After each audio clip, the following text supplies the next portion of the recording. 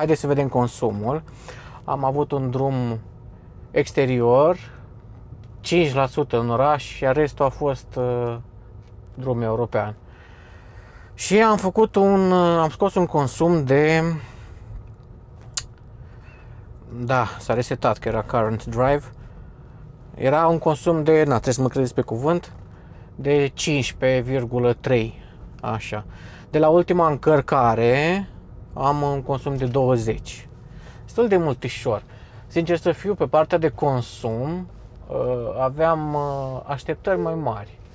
Dețin un Peugeot E 2008 și consumul pe același drum e undeva la un 15, 14, 5, 15, 14, între 14-15, deci tot pe acolo cumva. E drept, ceea ce trebuie să menționez, faptul că mașina nu are capacele aero la jante și asta clar o penalizează, estimez eu cu un 10% consum, deci a ieșit tot pe acolo, tot în jur de 14. Probabil dacă aș avea capacele la jante. Da, un pic, m-a dezamăgit puțin consumul, aveam așteptări mai mari, nu e un consum rău, clar, dar asta îmi dovedește și că Peugeot-ul E 2008 e de asemenea eficientă și foarte ok. Până acum m-am ghidat strict după review-urile văzute pe net, și de afară și de la noi din România, și ce impresie mi-am făcut eu după ce am privit review-urile online. Da, e o mașină tehnologie mișto, da, clar, e cea mai eficientă mașină electrică, dar pe partea de suspensie e nasoală, se simte grea, nu. Deci, absolut, total greșit. Oamenii ăia ori au hate-ul în scoarța lor, ori fură curent și habar n-au, deși te-au condus mii de mașini, da? Tesla Model 3 Long Range, dual motor, stă ca o seria 3, nu, stă ca un seria 1, pentru că am și deținut un seria 1 și seria 3. Am avut un seria 3 E46 și în seria 1 E87, parcă, nu mai știu, în fine, nu mai contează. Foarte mișto, ambele pachete M de fabrică, pe bune. E46-le ăla îmi plăcea foarte mult cum stă, dar dacă țin minte, parcă avea DSC sau... Deci semnalizarea asta nu se oprește. Ok. Parcă avea DSC varianta a doua, de la E38, parcă a apăruseră DSC-ul. Și E46-le avea DSC varianta a doua. Cert e că la un viraj destul de larg, lejer, știu că m-a furat odată mergând normal, eram pe pilot automat, a fost o experiență nasoală. Bun, totuși aș pune pe seama anvelopelor, pentru că nu, oricum, s-a întâmplat de mult treaba asta, nu mai reține. Aveam niște Michelin-uri, dar cred că erau vechi. Sincer, nu mai țin minte, dar pun pe seama anvelopelor. În fine, oricum, E46-le mi s-a părut ușor tricky, sincer, așa, puteai să pierzi ușor controlul la mașina aia. Bun, seria 1, total altă poveste. Era variantă din 2009, cu motorul N47, 2 litri, mă rog, în fine, diesel, clar, dar stătea foarte bine, stătea foarte, foarte bine pe șosea. E incredibilă, deci era, da, veșnica expresie ca pe șine, în fine, da? Bun, mașina asta, Tesla Model 3, are o stabilitate și suspensia atât de fain reglată, ca un seria 1 pachet M, super, super fain. Deci, total greșit ce impresii mi-am făcut eu în urma review-urilor văzute pe YouTube. Nicio treabă, nicio treabă. Am zis, sunt două variante, ori oamenii ăia fură curent, ori pe hate, și atunci nu există, stă incredibil mașina pe drum. Bineînțeles, trebuie să ai anvelope corespunzătoare și mașina asta, după cum ați văzut, are. Și ok. Are un rulaj de 108.000 aproape. Deci nu, vai de mine, că mașină nouă, că zici, vai, orice mașină nouă e super mișto. Bă, nu, uite, că nu e cazul, da? E o mașină cu un rulaj de 110.000 aproape, da? Și stă incredibil pe drum, pe suspensie, pe confort, pe, nu știu, are atât cât se poate numi confort, confortul așa de suspensie fin reglată, sport și super fin reglată. Deci îmi place maxim, foarte mult. Așa că încercați-o și voi, luați-o la test, să vedeți că e demențială mașina. Am condus-o aproximativ 100 de kilometri, da, știu că nu e suficient, dar credeți-mă, îmi permit să spun despre mine că am niște capacități,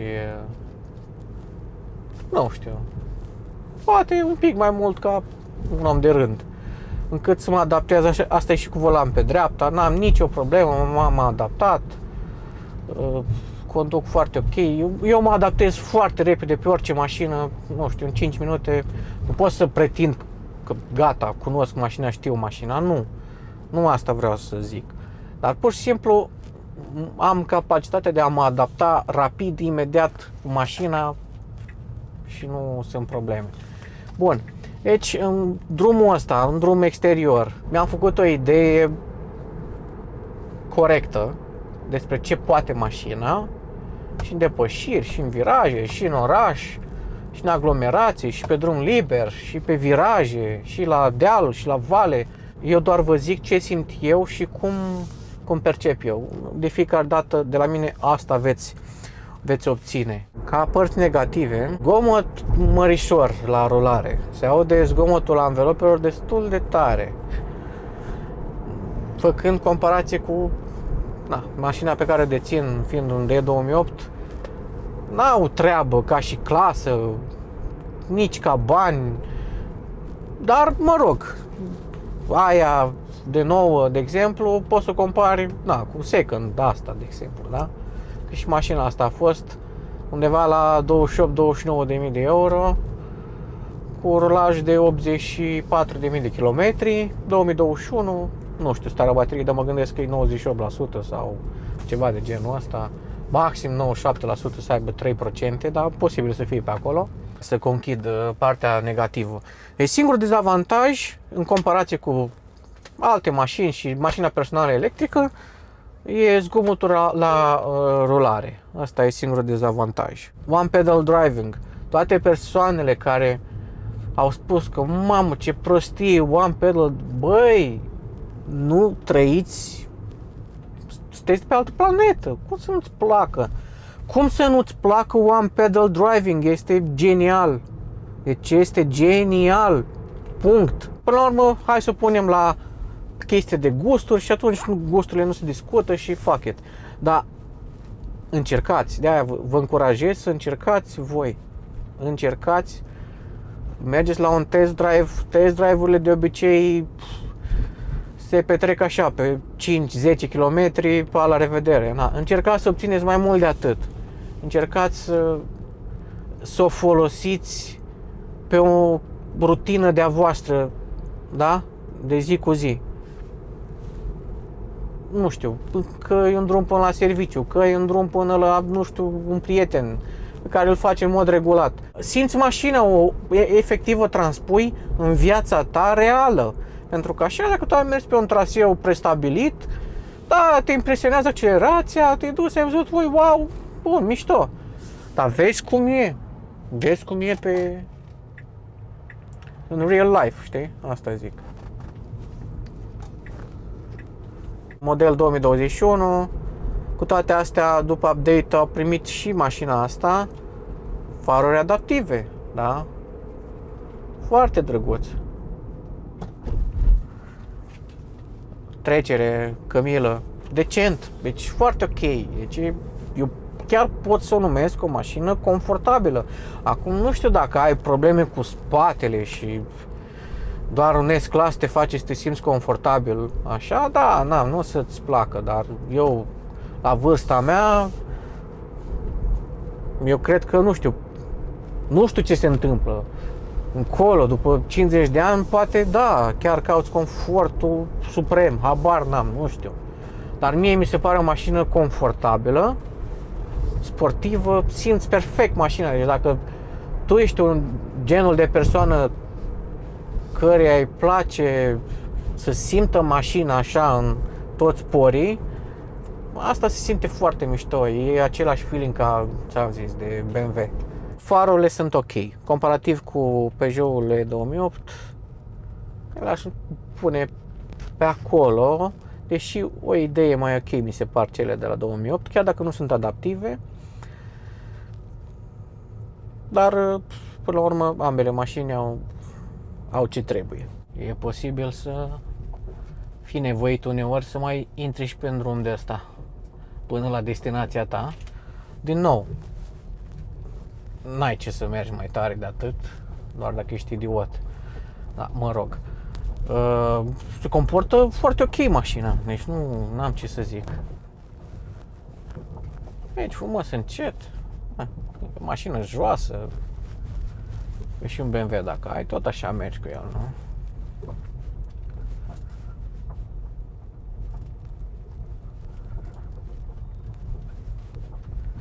Da, se comportă, deci mie v-am zis, eu sunt impresionat de suspensie și de cât de faină e direcția, știi?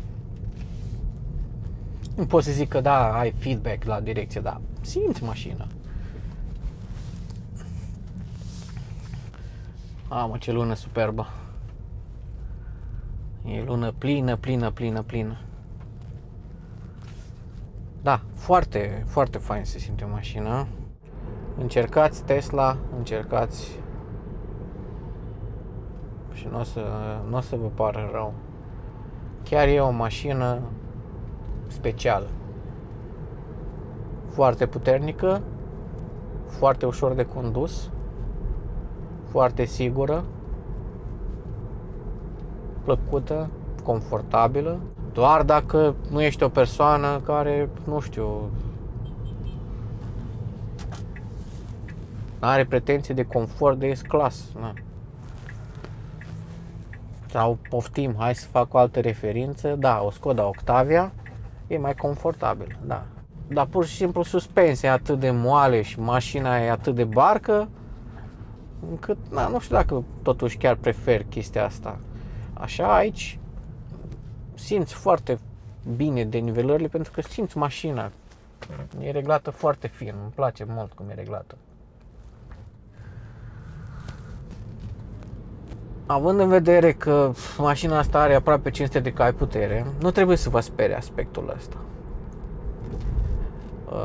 Are și modul chill în care poți să o dai și atunci e super ok. Dar chiar și așa, pe standard cum e ea acum, având toată puterea la dispoziție, te obișnuiești imediat și te adaptezi. Nu trebuie să o calci ca nebunul. Știi că dacă da, este nevoie, te înfigi, faci o depășire, dacă nu, poți conduce foarte lejer. Da? Deci crede-mă, te adaptezi imediat cu mașina asta. Dacă ai mici abilități așa de șofer și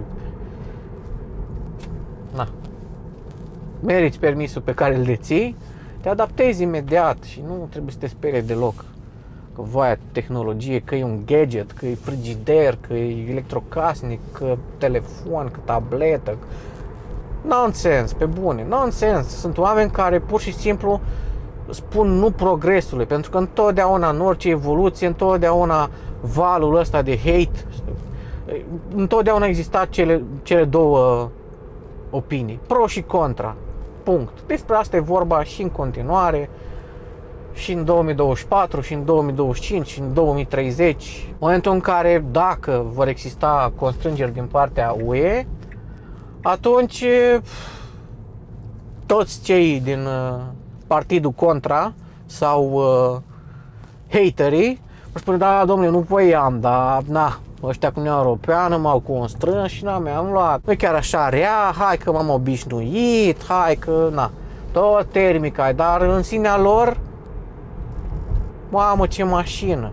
Acum cum să o lauzi și să fii impresionat, să arăți cât ești de impresionat, că în tot timpul ai fost împotrivă. Hate. Na. Alt aspect. Vai, mașina electrică nu este pentru toată lumea. Greșit, este pentru toată. În primul rând este pentru toată lumea. Ascultați-mă, vă rog. În primul rând este pentru toată lumea. O mașină electrică nu e cu nimic mai dificil de condus, ci dimpotrivă, din toate punctele de vedere, se conduce mai ușor ca o mașină de combustie internă.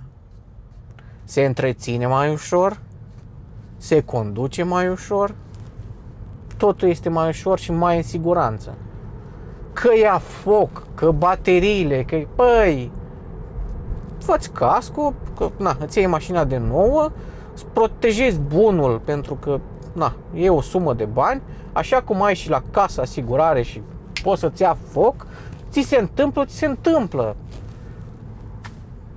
Acum n-are rost nici să ne luăm pe statistici, stai să vezi că la termice e nu știu cât la sută, la electrice e nu știu cât la sută, că e mai mult, că e mai puțin. N-are relevanță. Îți faci, frate, casco, îți protejezi banii. Punct. Și nu ți se întâmplă nimic. Cazurile sunt extrem de rare și întotdeauna sunt foarte multe variabile și pot fi o grămadă de factori care duc la un incendiu la o mașină electrică.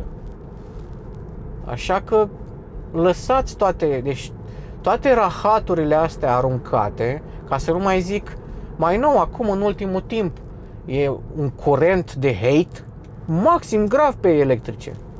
Stai să vezi că ce-au scăzut vânzările, stai să vezi că ce nu știu ce, băi, oameni buni, băi, nu știu cum să vă deschid ochii, că n-am nimic de câștigat. Rămâi în peșteră, nicio problemă, conduc piatra, nici stai, ia volanul în mână, mergi, pune benzină, da, mai confortabil.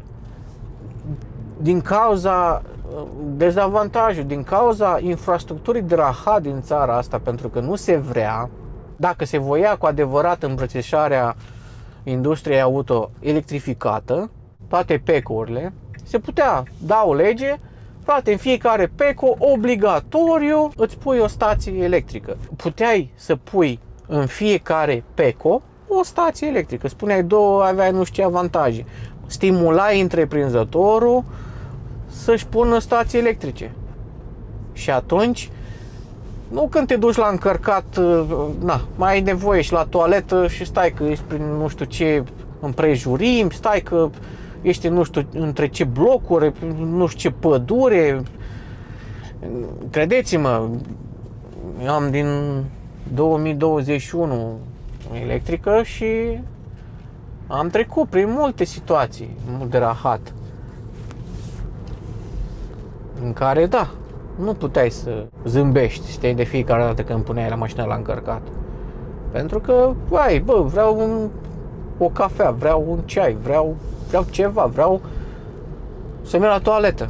N-ai unde. Că stai să vezi că e prin nu știu ce străduță. Am pățit o fază, eram în Focșani, de exemplu, am ajuns cu mașina la încărcat, era printre primele experiențe. Chiar pe șoseaua de centură de la Elmotion. Am ajuns la stație, să pun mașina la încărcat. Veneam sau mergeam la mare, nu mai știu. Mergeam la mare, vă dați seama, din Suceava, am ajuns în Focșani, dau să pun mașina la încărcat, câini. Erau câini în jurul meu, na, pune frate mașina la încărcat. Nu puteam să cobor, pentru că eram înconjurat de dulăi. Ce puteam să fac? Am stat. Da, și după aia am zis, nu mai pot. Mi-am luat inima în dinți, Maică, hei, cuțu, miau, miau. Am pus mașina la încărcat și să dete mașina înapoi, că naiba știi ce mai apucă, că erau niște câini ăștia mai rebeli și mari, mulți. După aia s-au plictisit, ei s-au dus. Pe de o parte s-au vrut, pe de altă parte nu au pus la punct infrastructura sub nicio formă, de niciun fel. De ce? Doar ei știu. E clar că nu-s picat din cer. Pentru că pe partea de electrificare sunt niște băieți, iar petroliștii sunt alți băieți. Da, putea fi combinați cumva, în așa fel încât, v-am zis, motivându-i, obligându-i. Deci dacă se voia cu adevărat, se putea legifera de așa natură încât, da, domnule, orice PECO, stație electrică, pe care o pot subvenționa și pe aia, pe fonduri europene. Adică nu dai din buzunarul tău. Respecti condițiile. Uite, alt aspect. Fiecare pensiune, domnule, ce capacitate ai? Ce cifră de afaceri ai? Bă, peste atât cifră de afaceri pe an tu ca pensiune, ești obligat să-ți pui stație electrică. Punct. La fel, tot pe proiect, pe asta, stai liniștit, că nu... Foarte ok, corect? Și eu căutam o pensiune în care, da, domnule, să pot să-mi încarc și mașina când ajung la destinație, nu? Și nu prea sunt, am găsit, dar nu... Și mai sunt ăia care... Da, stai că nu merge, stai că nu știu ce, se uită strâmb la tine. Băi, ai stație electrică, fii cu inima deschisă, lasă omul că poate de-aia te-am ales pe tine, nu? Tocmai pentru că ai stație electrică. Pe oraș 17,4. Repet, subliniez, nu are capacele aero, dar consumul e 17,4. Mult puțin. Haideți să vedem și camerele.